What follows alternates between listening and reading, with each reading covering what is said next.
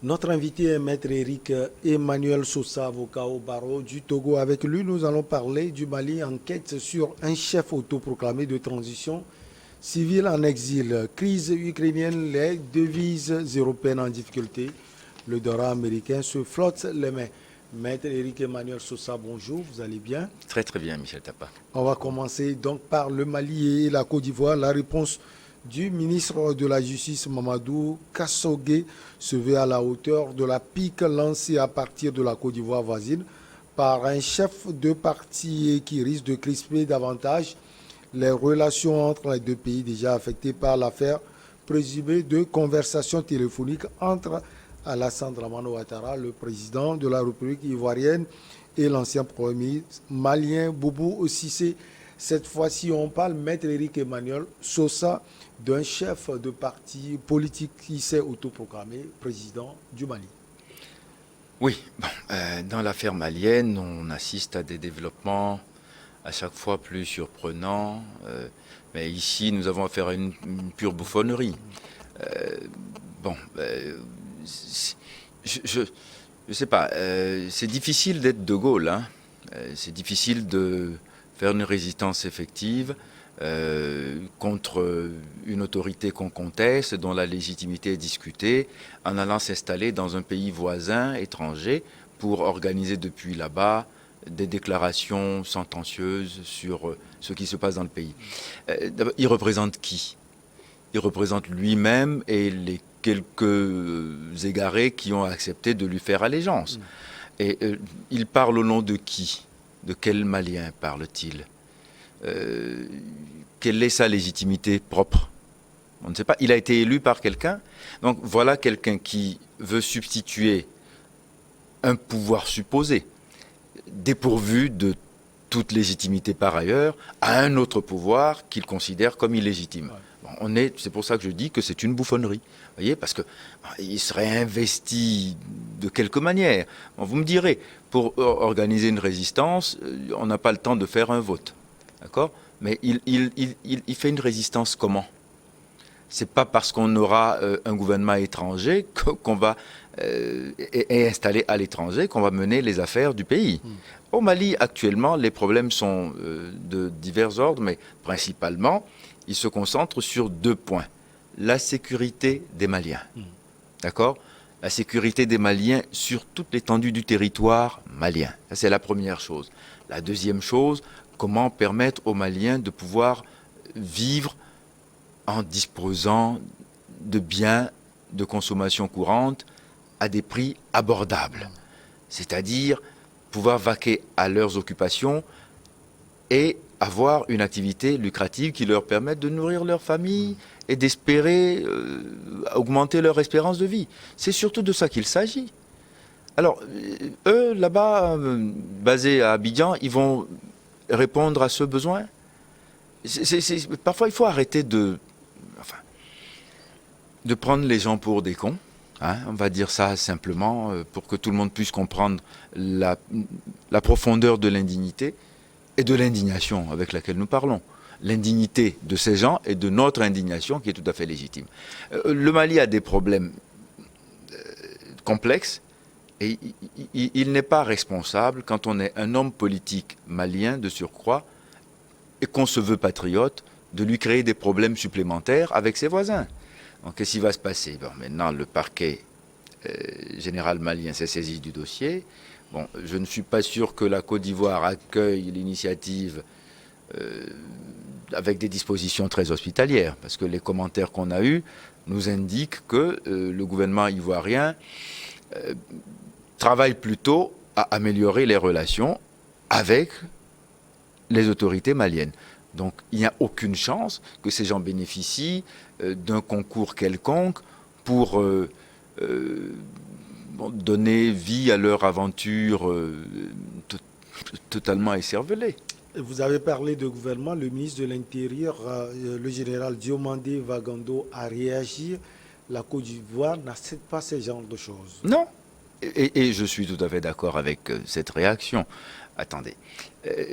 Qui sont ces gens? ils se cherchent des problèmes à eux-mêmes. Vous savez, c'est toujours pareil. Hein. Quand on a des problèmes, quand on traverse des crises, on cherche des patriotes véritables pour accepter de se mouiller la chemise, de faire du jus de crâne, hein, pour que les choses changent et que le pays avance. Et puis,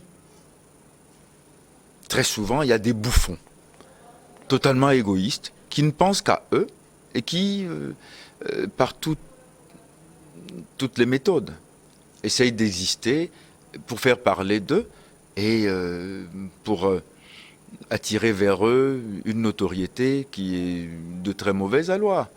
Alors, maître, l'événement-là arrive à un moment où la Côte d'Ivoire du président Ouattara est soupçonnée de connivence avec l'ancien Premier ministre Boubou Cissé. Est-ce que vous pensez que ces événements ne risquent pas de rendre un peu plus complexes les relations entre la Côte d'Ivoire et le Mali? Et c'est bien ce que je disais, c'est-à-dire que c'est une initiative qui, à tout point de vue, est malheureuse et il est normal de la condamner, de déplorer surtout qu'elle soit l'œuvre de Maliens qui se veulent patriotes.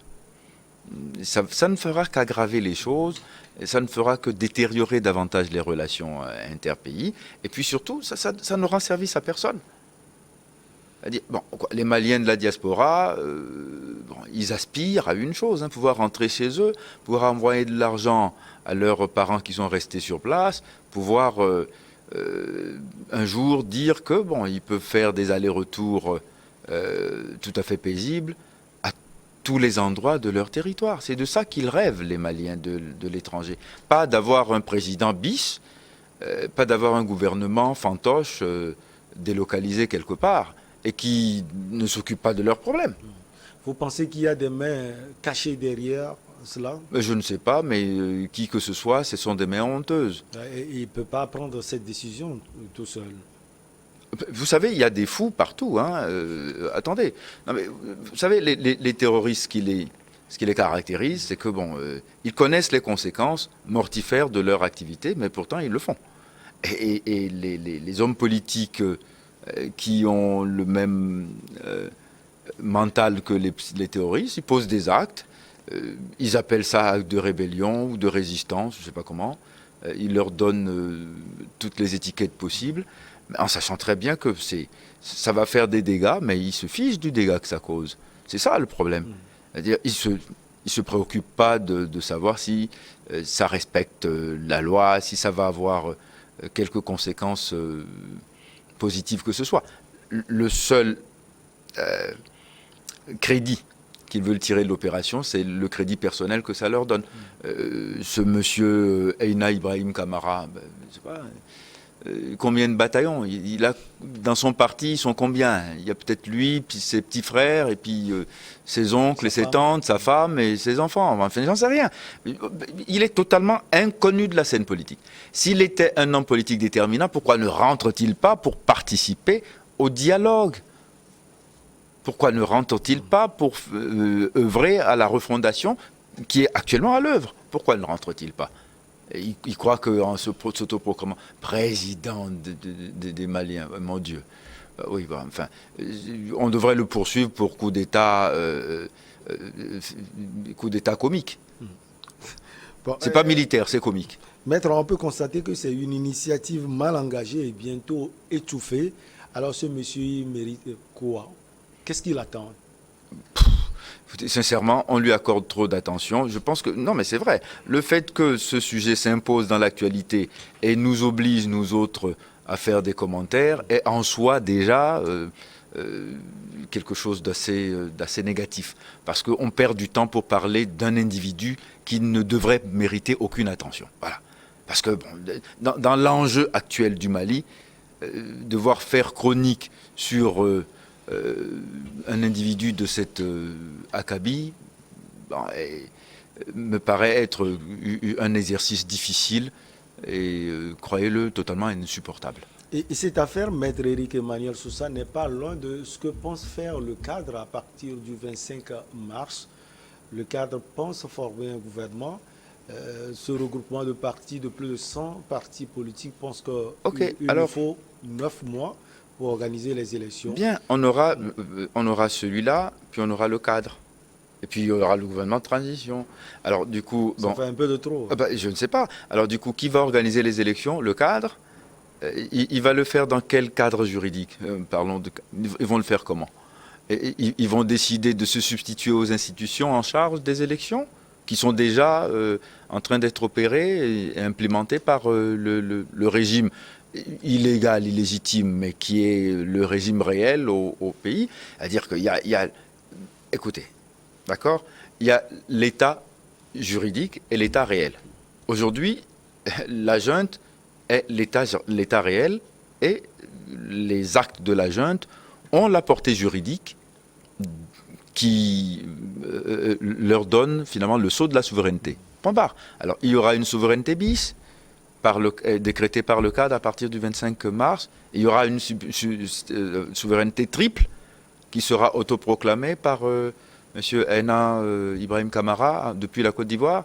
Non mais attendez, vous ne voyez pas que tout ça, c'est de l'enfumage. On est dans une entreprise de fumigation qui non, vous voyez quel pont entre ce que le cadre va faire. Il n'y a même pas de pont. C'est-à-dire que les gens du pont, les gens du cadre, ils ont au moins le mérite d'être au Mali. D'accord? Et ce qu'ils font, ils le font en défiant un pouvoir qui est sur place.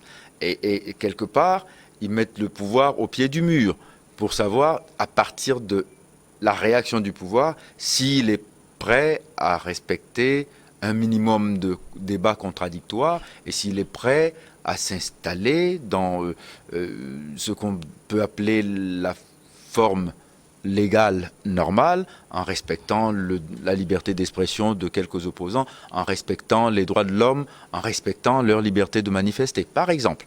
Bon, au moins, je respecte ça, voyez-vous. Mais les oiseaux, les Olibrius qui se cafrent quelque part en Côte d'Ivoire ou ailleurs pour dire qu'ils forment un gouvernement bis clandestin ou je sais pas quoi, d'État à l'étranger. J'appelle ça des amuseurs. Mais malheureusement, ils sont pas rigolos, quoi. C'est ça. Et selon vous, qu'est-ce que le gouvernement ivoirien doit faire concrètement? Je l'ai dit tout à l'heure, le ministre de l'Intérieur a réagi. Qu'est-ce qu'il doit faire? Qu'ils aillent jusqu'au bout de leur démarche, qu'ils interdisent ces activités, qu'ils disent que c'est de nature à troubler l'ordre public national et international et qu'ils prennent les dispositions qui s'imposent si, d'aventure, ces activités contreviennent au code pénal ivoirien, mais que l'application de la loi soit faite de façon cohérente. C'est tout. Donc selon vous, M. Kamara n'a aucune chance de réussir dans son entreprise? Mais je ne lui en souhaite aucune, en tout cas. Voilà. On va quitter donc la Côte d'Ivoire et le Mali. Pour l'Ukraine, l'euro a chuté mardi par rapport au dollar à son niveau le plus bas depuis juin 2020, dans un marché très inquiet de l'invasion de l'Ukraine par la Russie. Le rouble repartant en baisse, tandis que le Bitcoin poursuivait sa hausse. Maître Eric Emmanuel Sosa, dans cette crise ukrainienne, les devises européennes sont en difficulté. C'est ce qu'il faut souligner. Oui, parce que ce genre d'événement a toujours dans son sillage des conséquences économiques et monétaires. Ici, nous avons une des illustrations classiques de ce genre de crise. À chaque fois qu'il y a guerre quelque part, les monnaies dans lesquelles s'expriment les activités économiques des pays en guerre souffrent. Mais sauf que ici, nous sommes en train de vivre une des conséquences de l'ultra-dollarisation de l'économie internationale. Parce que finalement, le dollar tire son épingle du jeu, à croire que les États-Unis ne devraient pas se féliciter de la situation et travailler à l'aggraver pour leurs bénéfices uniquement. Bon, si on dit ça, on n'a rien dit de subversif non plus, parce que tout le monde sait que cette guerre, elle a des composantes hétéroclites.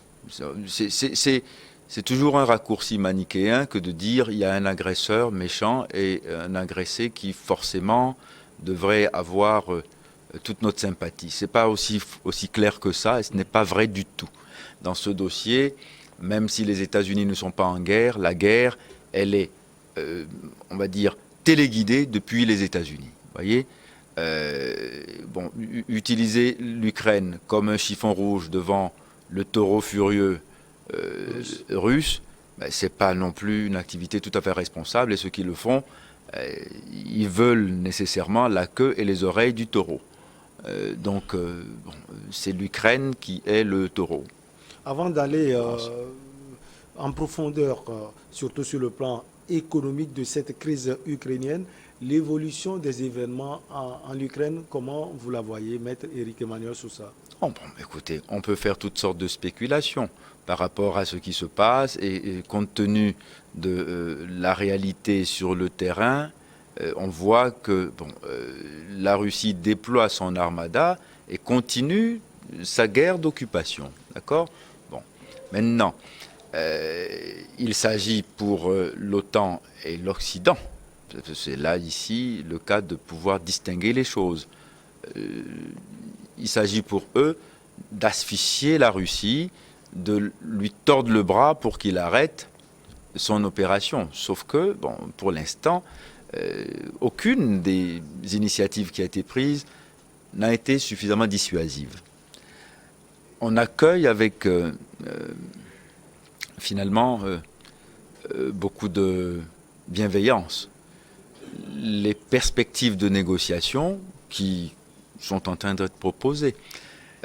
La Russie y participe, il le faut, parce que c'est ceux qui font la guerre qui doivent après se parler.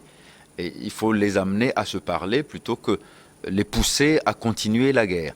Donc à partir de ce moment-là, souhaitons que cette guerre s'arrête vite et qu'on trouve des termes de négociation qui, d'abord, soient conformes à l'intérêt de l'humanité. Je dis intérêt de l'humanité, pas de la communauté internationale. Parce que la communauté internationale, ici, elle est entendue uniquement du point de vue de l'Europe, des États-Unis et de leurs alliés habituels. Or, tout le monde est concerné. Vous voyez, dans cette affaire ukrainienne, on vous dit que des Africains sont refoulés à des frontières européennes. L'Union européenne intervient pour démentir les actes racistes alors que nous avons vécu en direct des comportements à caractère raciste qui ont été faits contre des gens qui sont comme nous. Et nous ne pouvons pas l'accepter. Alors, cette guerre n'est pas au nom de la liberté des Ukrainiens, elle n'est pas au nom de la démocratie en Ukraine, elle est au nom d'intérêts qui sont purement et simplement économiques. Alors, à partir de ce moment-là, l'humanité tout entière est convoquée. Quand on nous dit que cette guerre va avoir des conséquences économiques graves, ces conséquences nous toucheront, nous aussi, en Afrique, que nous le voulions ou pas. Si nous sommes adossés, nous qui sommes dans la zone CFA, à l'euro, si l'euro est affaibli, nous en tirerons nécessairement, à un moment donné, les conséquences. Il faut voir lesquelles. Comme nous ne maîtrisons pas toujours les leviers, nous subissons plutôt que nous ne bénéficions. Donc, ça nous frappe. C'est la raison pour laquelle nous devons être concernés, c'est la raison pour laquelle je parle de l'intérêt de l'humanité tout entière. Voilà. Donc, il faut qu'on sorte de ces schémas manichéens. Ceux-ci sont méchants, donc ils sont nos ennemis. Ceux-ci sont gentils, ce sont nos amis. Ça ne marche pas comme ça. Dans tout ça, monsieur, l'Afrique, elle se situe où? Elle se situe où? Elle est considérée comme étant partisan de tous les mots d'ordre de l'OTAN ou bien de l'autre côté. On ne le sait pas. Quelques pays africains ont osé faire des commentaires, mais c'est fait vraiment du bout des lèvres et mes avotiers. Hein. Donc, vous voyez, tout ça, ça fait que, quelque part, nous sommes tenus de prendre position. Mais nous devons prendre position pour dire la vérité, pas pour accepter que ce que j'appelle l'intolérable et l'innommable se produisent toujours et que ce soit de façon univoque. Soyons d'accord. Je vais poursuivre pour dire une chose. Ce qui se passe aujourd'hui en Ukraine, c'est-à-dire l'invasion d'un pays par un autre, se passe tous les jours dans ce monde. Allez en Israël, allez en Palestine, allez voir ce que vivent les gens de Gaza. Ils vivent ça tous les jours. Tous les jours. Mais personne ne parle. Personne n'est indigné. Parce que là, c'est des Arabes. On peut frapper. Parce que là, c'est Israël qui frappe. Ce n'est pas grave. Qui a déjà pris une sanction contre Israël? Qui? Dites-moi. Mais ce que fait Israël en Palestine est exactement équivalent à ce que fait Poutine Contre l'Ukraine. contre l'Ukraine. Sauf que ici, personne n'en parle. Et là, il y a vent debout. Il y a un chorus d'indignation pour dire c'est impossible, on ne va pas l'accepter, on va punir. Et du coup, le système monétaire mondial, le système économique qui le soutient, va nécessairement subir des coups. Alors, Voilà. pour quelqu'un qui ne comprend pas les rouages économiques, comment expliquer que les devises européennes soient en difficulté et que le dollar américain se flotte les mains? Parce que, qu'on le veuille ou non, la Russie contribue dans des proportions considérables à la balance commerciale de tous les pays d'Europe, de la zone euro. D'accord? Donc, s'il y a une crise en Russie, si on ferme le robinet aux Russes au niveau des importations et des exportations russes, il y aura nécessairement des conséquences sur la consommation et sur la capacité des pays européens à importer eux-mêmes. Ils dépendent au moins, disons, la facture de gaz de l'Europe est payée à 40% à la Russie. Donc, quelque part, forcément, ils en subissent le contre-coup. C'est la raison pour laquelle, je dis aujourd'hui, vous voyez, ils vont plutôt négocier ou être enclins à négocier la paix, pas au nom des principes supposés de droits de l'homme, de droits des peuples à disposer d'eux-mêmes, mais parce que leur économie va en souffrir, un temps soit peu. Alors, tant s'en faut de le dire, il y aura... Vice-versa, la Russie peut aussi en souffrir, maître. Elle en souffre de toutes les façons, mais la Russie a agi en toute connaissance de cause. Vous savez, tout ce qui se passe actuellement était largement prévisible, hein. Mais Vladimir Poutine avait tout à fait conscience des conséquences potentielles de son action, et pourtant il l'a fait. Il sait qu'ils ne feront pas d'intervention militaire. Donc forcément, ils vont agir d'une autre façon, et cette autre façon, elle est économique. Donc il s'y attendait plus ou moins, et ça ne l'a pas empêché de faire ce qu'il a fait. C'est vous dire qu'on n'est pas encore au degré optimum des dispositifs dissuasifs. Et cette crise risque d'avoir des conséquences non seulement sur les Occidentaux, mais également, comme vous l'aviez dit, sur la Russie et sur le reste du monde. Bien entendu, parce que, écoutez, moi, personnellement, je pense que cette crise doit être une occasion de rebattre les cartes. Vous savez, l'alliance stratégique entre la Chine et la Russie est une bonne chose, parce qu'il n'est pas normal que le monde entier vive sous la férule d'un système mis en place au sortir de la Deuxième Guerre mondiale par les puissances qui ont gagné la guerre. À l'époque, c'était l'URSS et les États-Unis. Donc il y avait un bipolarisme qui, disons, faisait l'équilibre, en quelque sorte, géopolitique. D'accord ? Et puis aujourd'hui, ce bipolarisme n'existant plus, il y a un déséquilibre. Mais le déséquilibre, il est à l'avantage des États-Unis et de leurs satellites que sont l'Union européenne, l'OTAN. Et donc à partir de ce moment-là, ce qu'ils décident et ce qu'ils font devient la règle, ce que veulent les autres devient... Vous avez parlé d'une alliance, vous pensez qu'elle est consolidée dans cette crise, parce qu'on a vu la Chine... Non, elle n'est pas encore consolidée. Qui n'a pas suivi au Conseil de sécurité la Russie. Bien entendu. Oui, mais bon, il n'a pas suivi la Russie, mais ne s'est pas prononcé contre non Ouais, plus. bien sûr. D'accord? Donc à partir de ce moment-là, il y a de toutes les façons, de façon ontologique, dans le système diplomatique chinois, des postures qui sont toujours antagonistes par rapport à ce que fera l'Occident, les États-Unis. La Chine elle-même, elle subit les feux des États-Unis tout le temps. Sous Trump, c'était systématiquement... enfin, on avait l'impression que, là, du coup, la guerre froide était entre la Chine et les États-Unis. Maintenant, Trump est parti, on a un peu baissé la garde, mais maintenant, bon, c'est contre la Russie que ça s'exerce. Donc, il est tout à fait possible et souhaitable qu'une alliance russo-chinoise s'exerce et se consolide pour qu'on ait effectivement un pendant. Parce que Elle a une réelle chance de se faire, cette alliance. Oui, parce que concrètement, la Chine n'a pas pris position du tout, mais il m'étonnerait beaucoup qu'elle prenne position en faveur de ce que font les États-Unis. Ça ne s'est jamais produit, et là, en l'occurrence, je ne vois pas pourquoi ça se produirait. Il faut bien se dire que la Chine et la Russie sont voisins.